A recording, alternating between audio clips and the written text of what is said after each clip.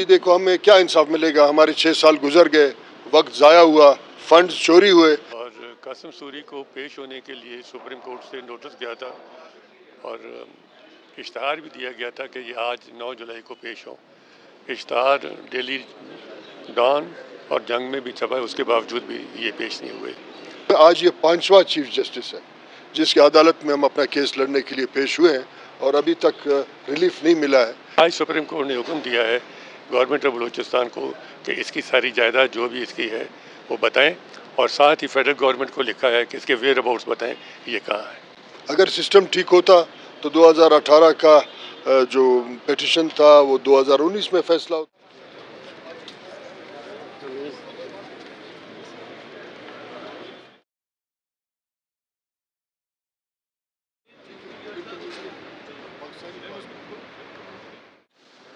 मैं देखिए अर्ज़ ये कि मेरा कमिटमेंट है अपने हल्के और अपने पॉलिटिक्स के साथ। यहाँ जिस पार्लियामेंट को हमारे खुफिया इदारे तश्कील देते हैं वो PSDP के धंधों में लगा रहता है और वो PSDP के फज केसेस और फज जो उनके प्लान्स होते हैं उसमें ही मसरूफ़ रहते हैं, सिस्टम को ठीक नहीं करते। अगर सिस्टम ठीक होता तो 2018 का जो पिटीशन था वो 2019 में फैसला होता और सिस्टम के साथ साथ लोगों की ज़िंदगी भी आगे बढ़ती। क्योंकि मेरा कमिटमेंट है, मेरा जो लीगल टीम है आज मेरे साथ खड़े हैं, हमारे इंतहाई सीनियर एडवोकेट रियाज अहमद साहब, ताहिर साहब, गुलाम रसूल लहड़ी। हमारी ये कमिटमेंट है कि हम एक तो सिस्टम को एक्सपोज करेंगे। हम आज फिर पेश हुए, आज ये 5वां चीफ जस्टिस है जिसकी अदालत में हम अपना केस लड़ने के लिए पेश हुए हैं और अभी तक रिलीफ नहीं मिला है। इसका मतलब ये है कि पूरा सिस्टम काम मांगता है, मगर इसको पार्लियामेंट ठीक करेगा।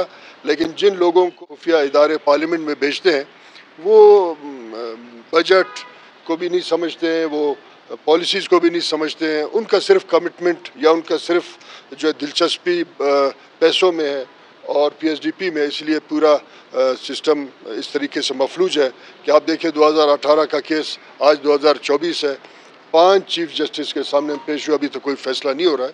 लेकिन ये कि हमारे लोगों के साथ जो ज़्यादती हुआ है और मुसलसल हो रहा है, 2024 में भी हुआ, हम भी उसको फॉलो करेंगे और छोड़ेंगे नहीं।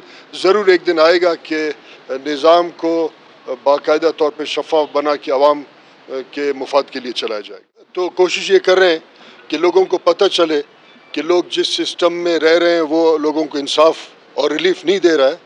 हम तो अभी